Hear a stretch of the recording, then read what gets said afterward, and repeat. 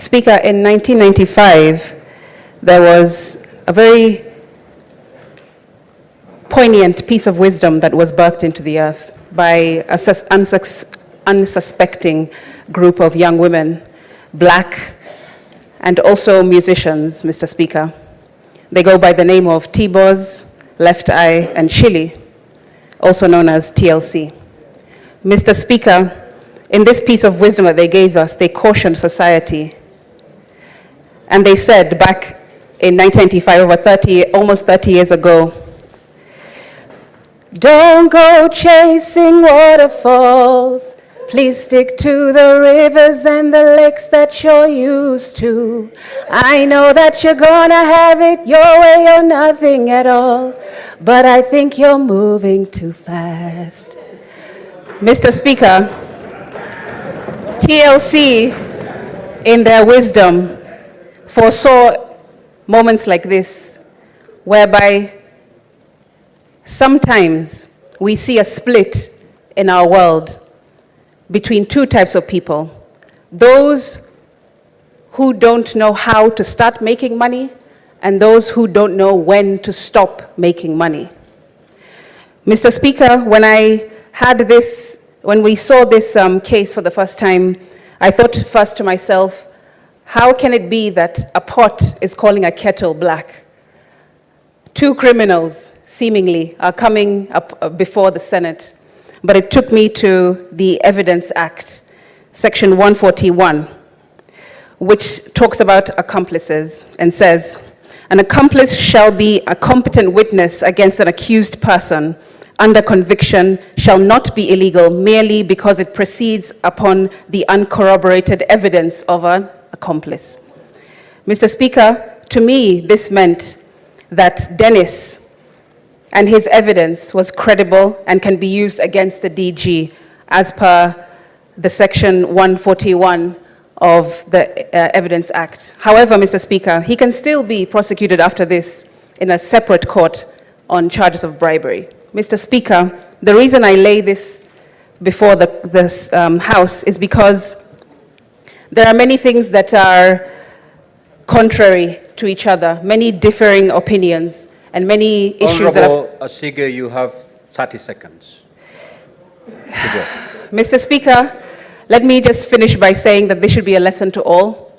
It should be a lesson to all about money and how money can tear through families and how money can rip through communities and how even what happens behind closed doors and in communities that is not solved for can and unfortunately has landed on this national platform in front of the Senate, Mr. Speaker, and that is extremely unfortunate. I would not wish to see the time where my own parents, those who gave birth to me, nurtured me, and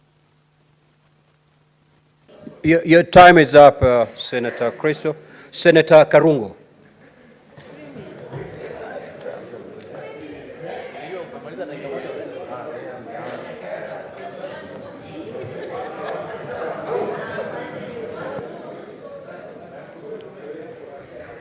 Start counting now. Mr. Speaker, I'm a drafter of the impeachment bill. So I believe in impeachment. But I believe in it when the processes are good, they provide the rights of the accused. And I'm set to appear before the AJAABU committee on Monday so that I can give these processes of impeachment, Mr. Speaker. So the question tonight, to impeach or not to impeach? That is the question. And I'm asking everybody here today, when somebody goes home, they go home for good. The Constitution says under Article 75, you cannot run for any seat. But then I ask myself, if a youth is bribing 800,000 to get a job that is worth 120,000 after taxes, to impeach or not to impeach? When a brother stands against a brother whom they live in their father's home, to impeach or not to impeach?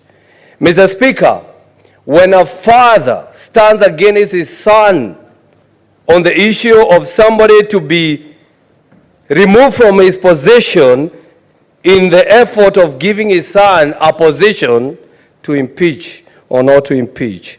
That is the question. Mr. Speaker, today we had a community that can bribe for 12,000 to get an advance of 10,000 to impeach or not to impeach. That is the question. I want to conclude, Mr. Speaker, as the senators and my friends, they make a decision today. I want to quote a senator from South Carolina who was there in 2003, Mr. Speaker, called Lindsey Graham, who said, impeachment is not about punishment. Impeachment is about cleansing the office.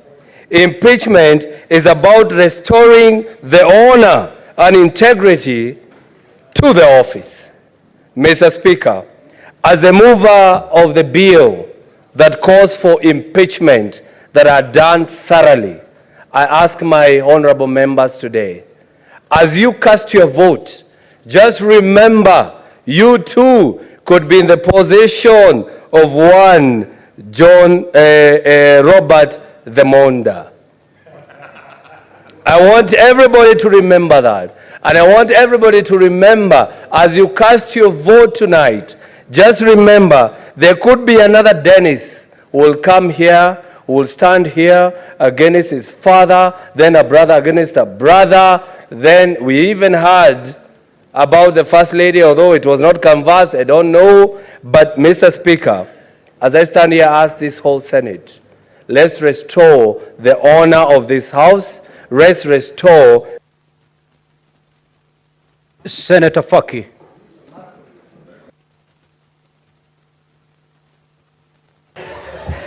Asante Mheshimiwa Spika kwa kunipa fursa hii kuchangia mswada wa kumbandua mamlakani Deputy Governor wa gatuzi la Kisii. Mheshimiwa Spika, kazi ambayo tumepewa kama maseneta ni kazi ambayo ni muhimu sana kitaifa, kwa sababu hii ndiyo njia ya pekee ambayo katiba inaruhusu kuhakikisha kwamba kuna sheria inafuatwa na watumishi wa serikali wale ambao wamechaguliwa, na vile vile wananchi wanapata matumaini kwamba iwapo muhusika atakuwa ametenda dhambi, iko taasisi ambayo inaweza kusimama na ikaweza kutoa hukumu juu ya yule mtu aliyehusika. Mheshimiwa Spika, japokuwa tumekaa kama mahakama, lakini hii si mahakama kamili, kwa sababu baadhi ya masharti ambayo yanatumika mahakamani hayakuweza kutumika hapa leo na jana. Lakini Mheshimiwa Spika, jukumu ambalo tumepewa ni jukumu ambalo ni la kimahakama, na maamuzi yataamuliwa kulingana na kura nyingi. Kwa hivyo tunapopiga kura tuzingatie mambo yafuatayo. Kwanza ni kwa je, yale mashtaka yameweza kuthibitishwa. Na kuthibitishwa sio kwamba tunaangalia beyond reasonable doubt, yani kupendukia. Tunaangalia tu je, katika ushahidi ambao umetolewa iliwezekana kwamba Bwana Monda aliitisha hongo la $800,000. Katika ushahidi ambao umetolewa inawezekana kwamba Bwana Monda alipeleka askari 20 wa gatuzi la Kisii kuweza kumshika ndugu yake, ambaye ndugu yule aliwekwa korokoroni kwa muda wa karibu siku moja. Mheshimiwa Spika, haya ni masuala ambayo lazima sisi tuyazingatie wakati tunatoa uamuzi. Mheshimiwa Spika, nimefurahi kwamba baadhi ya mashahidi, na mashahidi hao Mheshimiwa Spika, mmoja ni Bilusi ambaye alitoa ushahidi wa kuregesha fedha $100,000 ambazo walikuwa wametumiwa na Bwana Monda, na Gladys. Mheshimiwa Spika, hii inaonyesha kwamba kwa Kenya bado tuko ambao wako wa Kenya ambao bado wana imani na utendakazi wao. Mheshimiwa Spika, majuzi OCS mmoja nafikiri kutoka upande wa Isiolo aliweza kuregesha hongo kwa muhusika kwa sababu aliamini kwamba kuachilia jambazi ni makosa na akakataa hongo. Kwa hiyo Mheshimiwa Spika, mashahidi wale ambao walikuwa hapa jana kuthibitisha kwamba pesa zilitumwa na zikarejeshwa wameweza kuthibitisha kwamba. Senator Gloria.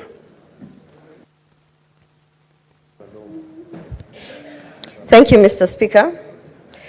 Mr. Speaker, this is a very, very sad day for Kisii County. And I happen to come from Kisii County. Mr. Speaker, our county is known for positive things, beautiful people, Mr. Speaker.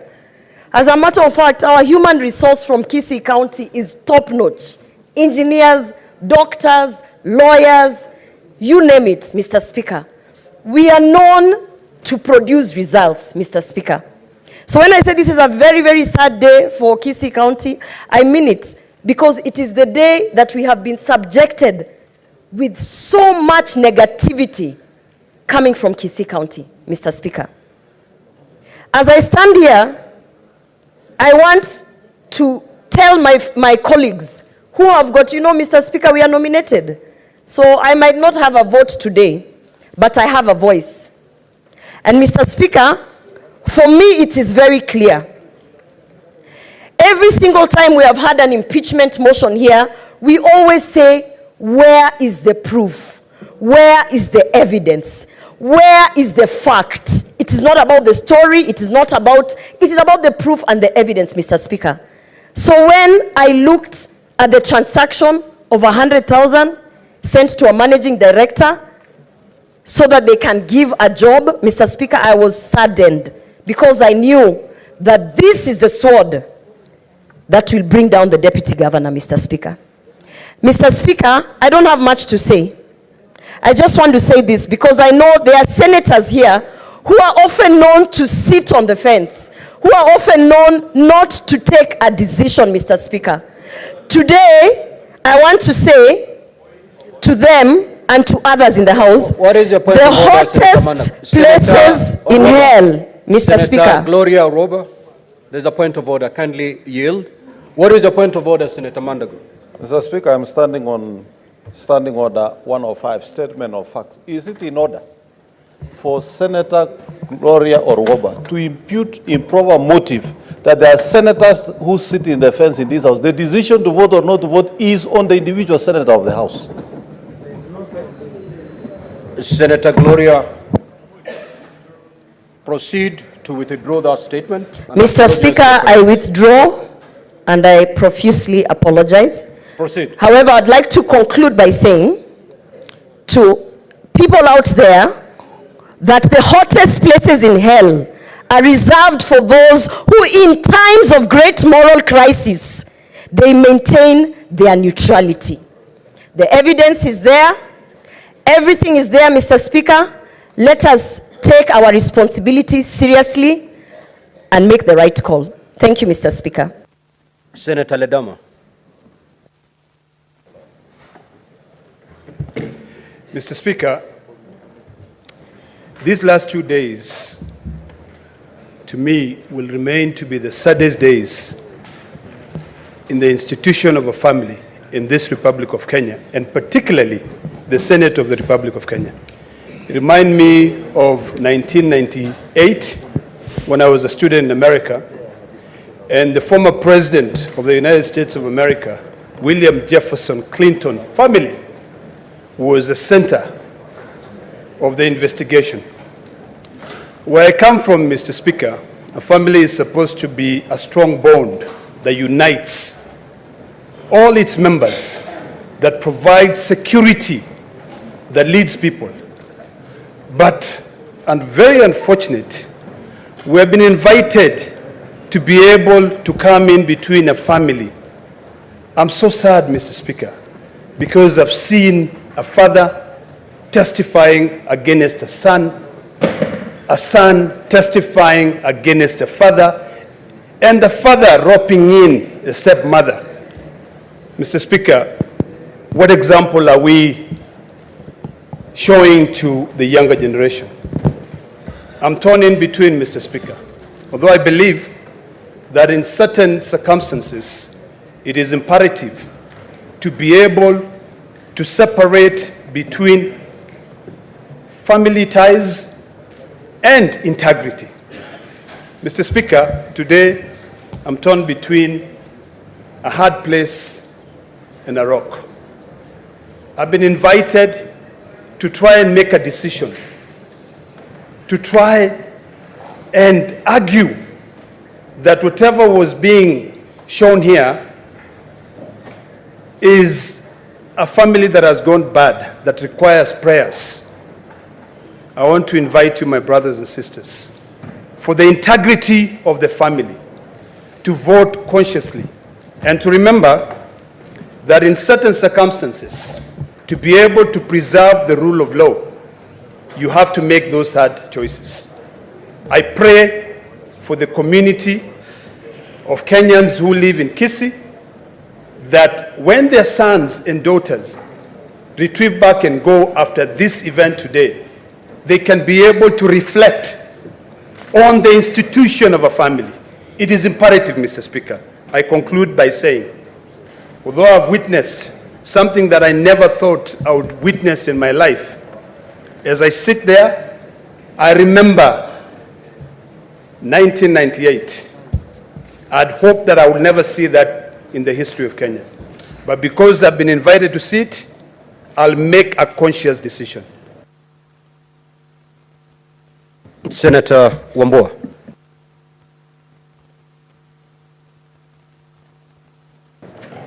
So when that being done,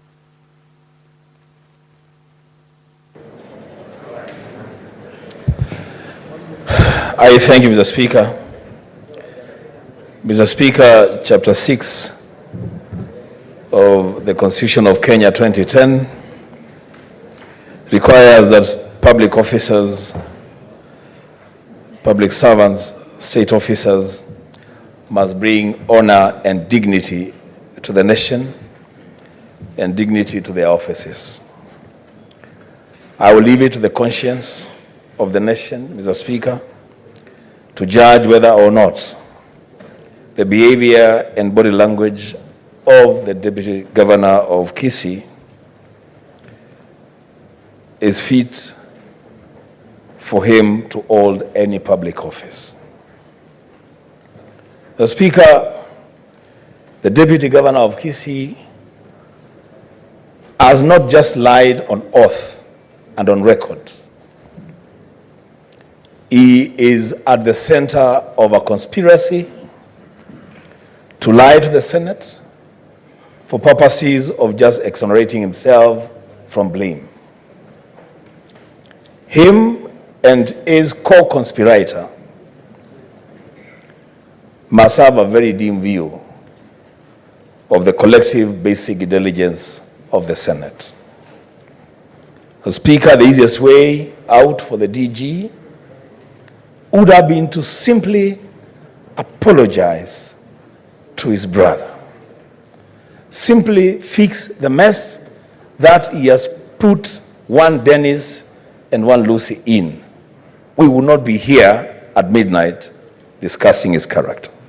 The Speaker, in the interest of time, I have to mention this. The key witness in defense of the DG has broken the hearts of millions of fathers and sons in the country. I want to take this opportunity as Speaker to assure my son Emmanuel that if I am ever to put him in any mess, I will stand with him. It is a shame for a father to put a son in trouble and take a position against his own son. This is not a trivial matter. This is a serious matter. We must fix the mess in Kisii, and Mr. Speaker, for and on behalf of the great people of Kitui County, I will stand to be counted to fix the mess in Kisii County. I thank you, Mr. Speaker. Senator Nyutu. Thank you, Mr. Speaker. I want to be very brief.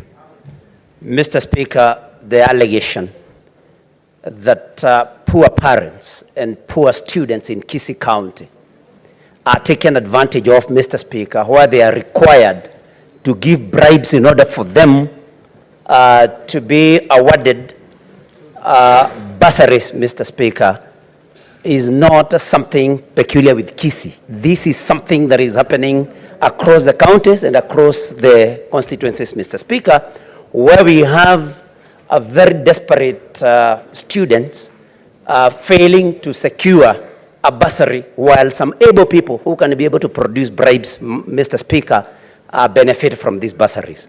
For that reason, Mr. Speaker, I think I will stand with the poor that seek bursaries but do not get them, because those that can influence get bursaries, Mr. Speaker. Mr. Speaker, we all have siblings at home. Some of them may not be as endowed as we are, Mr. Speaker. We cannot, Mr. Speaker, I was touched by the matter of a brother cutting down some trees, Mr. Speaker. Probably he did. Probably he was not right. Probably they were not his trees. But what is the value of some trees, Mr. Speaker, to a person holding the seat of deputy governor? Somebody elected 2 times, a long-serving vet, Mr. Speaker. I think if I was in that position, I would have just let the matter go and in fact decided that he's my brother anyway. His problems are my problems, Mr. Speaker. So, but the triviality expressed in that particular instance, Mr. Speaker, and the show of might, many county enforcement officers, Mr. Speaker, and the police just to arrest one man in order for somebody to show that they have a lot of might, Mr. Speaker. And I think that is abuse of office. Mr. Speaker, one thing that also did not go down well with me is that somebody, even after taking a bribe of about 500,000 Kenya shillings or 800,000 Kenya shillings, Mr. Speaker, I may not want to say that it is good to share out the spoils, but how could the deputy governor extend to Lucy only 100,000, surely? Even if we were going to say that the bribery in this particular case was going to be allowed, 100,000 out of 800,000, Mr.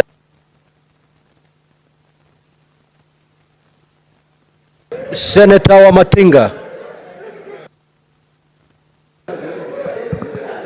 Thank you. Order.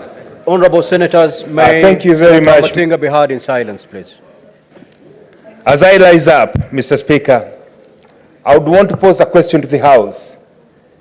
What is the purpose of gaining the whole world and losing your soul? Mr. Speaker, sir, we listened, we watched, we walked along the evidence that was produced in this House. Mr. Speaker, sir, we watched the father and son tear each other apart, Mr. Speaker. It was a painful experience, Mr. Speaker. And for those of us who fathers, who have daughters and sons, that we believe that we want to nurture them to become somebody in this world, I want to speak to all the youth in this country that indeed we're going to make things right so that you'll get opportunities irregardless of where you've been born. Mr. Speaker, sir, I stand up here and tell the youth this country belongs to everybody who dares believe in himself.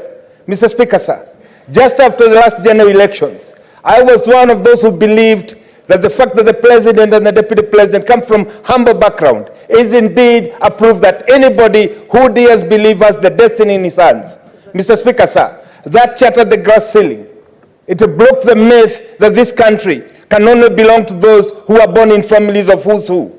Mr. Speaker, sir, it is my belief, and I want to walk with my head high, knowing that every youth in this country will have an opportunity. And my challenge to us all, Mr. Speaker, we must make it right. We must provide an opportunity, regardless of the community, of the family background, or where you've gone to school, or where you've been raised. Mr. Speaker, sir, For that alone, I want to urge all the senators, all the delegates in this House to vote in a way that they'll affirm the fact that anybody in this country, irregardless of you can afford the 800,000 or not, you get an opportunity to move ahead and to make a good, decent living. Mr. Speaker, sir, what kind of leaders would we be if we are the ones who will be extorting bribes? 800,000, Mr. Speaker, sir. For some of us, it feels so painful because we know the pain of trying to get where we are, Mr. Speaker. And if we were not given the opportunity, Mr. Speaker, we will not be where we are. And therefore, Mr. Speaker, sir, we would want to give that opportunity to anybody who would want to get there, irregardless of where they come from. Mr. Speaker, sir, as I sit down, it is indeed the responsibility of this House to ensure that we inspire our youth, we give them hope, and we actually tell them this country belongs to you if you dare dream. Mr. Speaker, sir, moving forward, I think the Devolution Committee must get to work so that we never again witness the kind of unfolding that we witnessed, Mr. Speaker.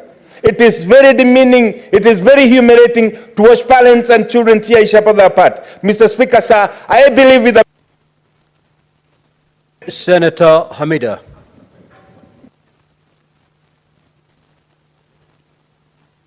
Thank you, Mr. Speaker. I stand here and I'm so saddened on this day.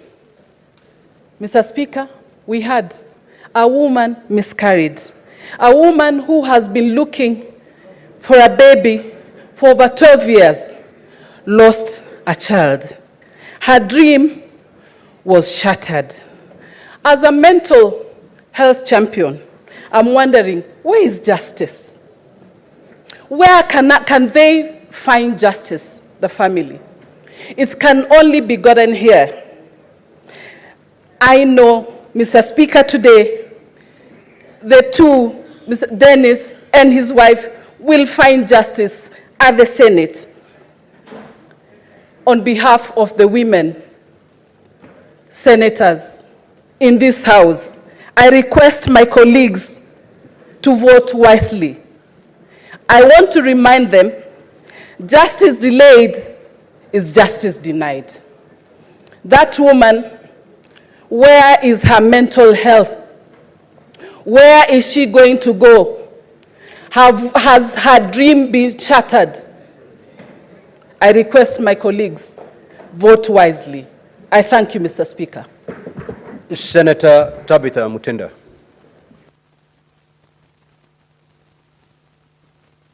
Senator Tabitha Karanja.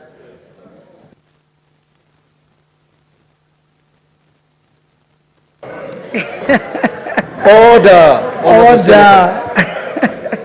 Thank you, Mr. Speaker, sir. Family is the backbone of society. If family is broken, is destroyed, we destroy the society. Today we witnessed the worst family division. For me, it's my first time I've seen a dad witnessing against a son. I know a son can sell his dad, but a dad can never sell his son. The biggest mistake that Deputy Governor made, he may have made many other mistakes, but the biggest one he'll have made in his life, it is to bring a father to witness against the dad. I'm not a prophet, but this may cause your impeachment. But going forward, ensure when the dust settles, ensure you go, unite those two families, bring them back where they were, and ensure you return that money for your peace. Because wherever you are, all what we need is peace. Thank you, Mr. Speaker, sir. I'm a woman of few words. Thank you. Senator Mogeni. Senator Mogeni.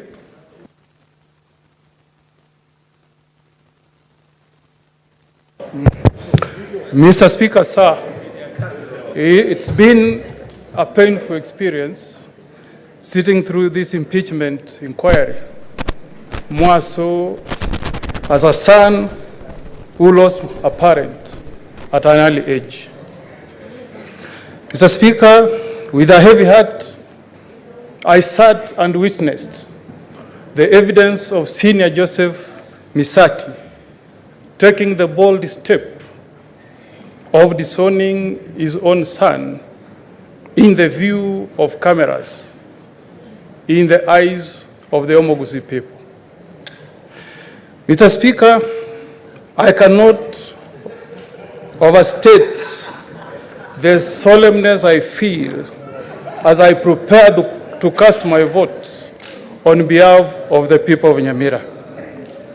Mr. Speaker, sir, I've gone through a lot of reflection and second guessing, but I've made the decision, Mr. Speaker, that tonight I stand with the boy child of the Republic of Kenya, Mr. Speaker. Tonight, Mr. Speaker, the one vote that I carry from the county of Nyamira, Mr. Speaker, will be to sympathize with a boy child who has had the misfortune of losing his mother, but who has also been subjected to an episode where he has been disowned by his father in the view of all Kenyans.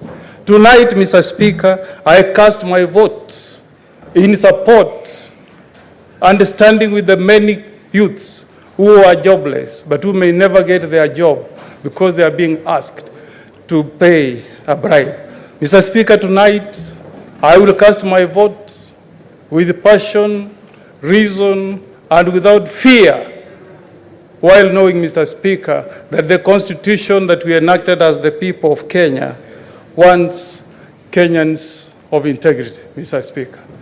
Mr. Speaker, as I conclude, Mr. Speaker, I hope that the decision that this Senate is going to take will be a moment of reflection for two Kenyans, Mr. Robert Monda, the governor of Kisii, and Joseph Misati, the father of Dennis Misati.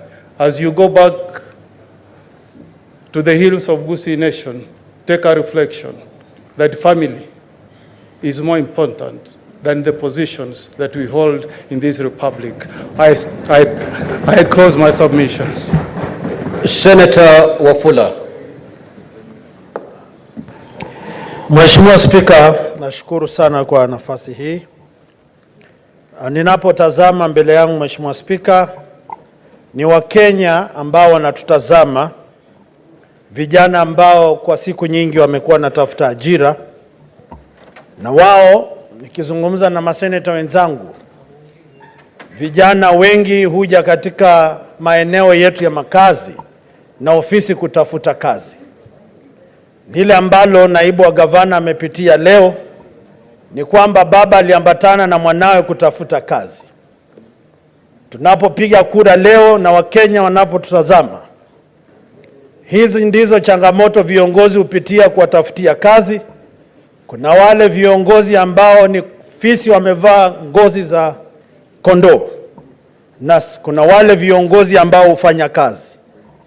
Mheshimiwa Spika, yale ambayo pia nimeona hapa, Mheshimiwa Spika, japo kuna wale watapona kwamba naibu gavana alitoa shilingi 1,100, lakini wale tunajua siasa za kaunti, Mheshimiwa Spika, baadhi ya viongozi hupata asilimia fulani wa mgao wa hongo zinazotoka, na naomba idara za serikali ziwachunguze wale ambao huenda wataepuka. Huenda walirudisha pesa hizi kwa sababu kitita hakikuja jinsi walivyokubaliana. Sasa lazima baada ya hapa tuamulike hao watu. Huenda wanaponyoka, lakini lazima tuwanase. Mheshimiwa Spika, kaunti zetu zinatokota na ufisadi. Nimeona pale ma MCA wakilalamika walinyolewa, ni sawa. Nimeona baadhi ya viongozi wale walinda usalama katika kaunti kwamba walichukuliwa kufanya kazi, ni sawa. Lakini kama jumba la Senate lazima tuwaendee hao majamaa, kwa sababu makachero wa kaunti hawezi kuwa walifanya kazi kupitia Roho Mtakatifu. Haiwezekani, lazima walitumwa, na kama si naibu wa gavana kuna mtu aliwatuma, lazima wakamatwe.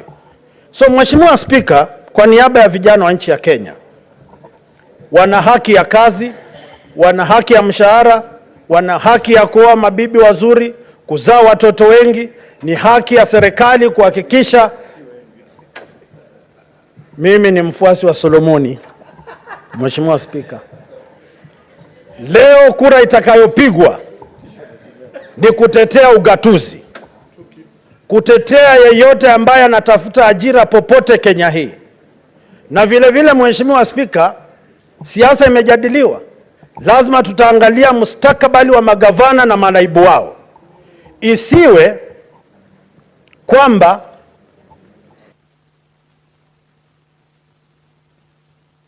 Senator Ali Roba.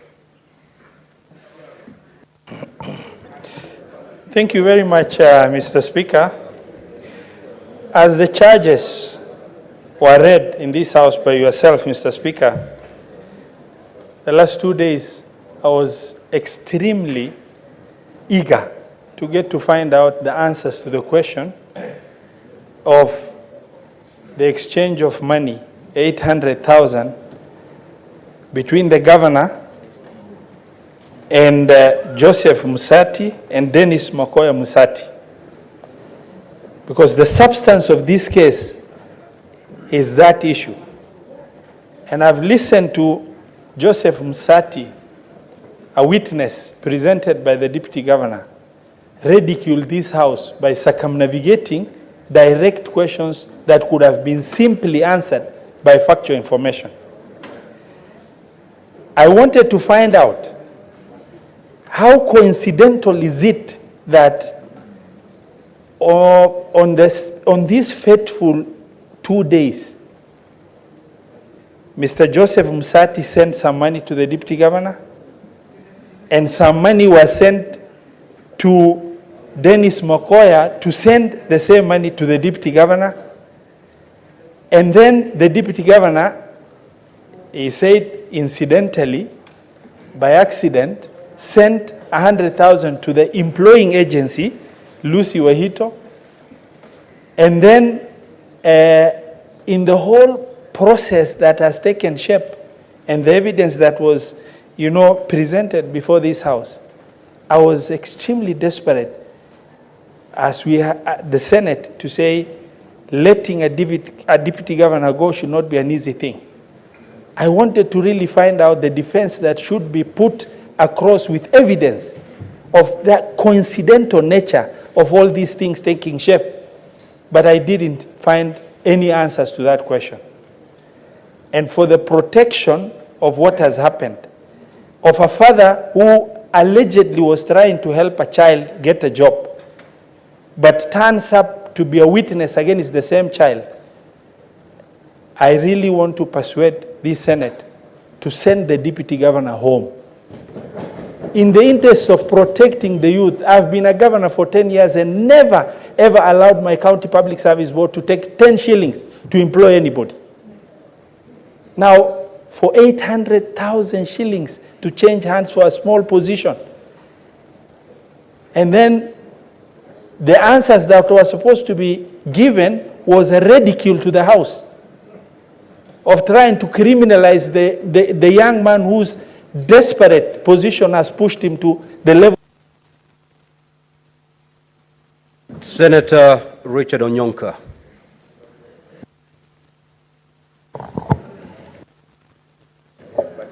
Thank you, Mr. Speaker. I am standing here as if we were in another jurisdiction, I would be the standing senator. The prosecuting senator. Mr. Speaker,